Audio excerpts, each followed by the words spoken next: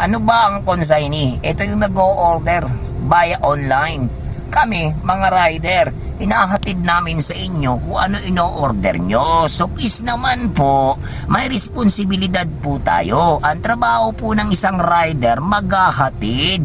Hindi po mag-aantay kung kailan kayo magbabayad, kung kailan kayo lalabas. Hindi na po yung parte sa trabaho.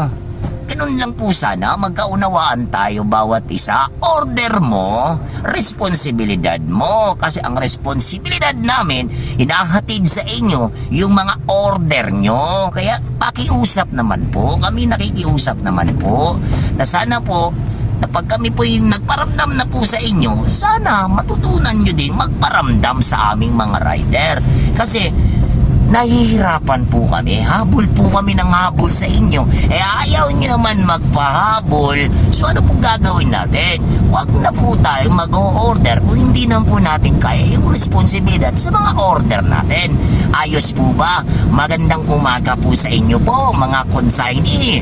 Yan, mega love shout out po sa inyong lahat po yan. Sana po kaming mga rider, kami po ay nanunuktok sa inyong mga puso, na sana po na matutunan nyo din kaming palagahan.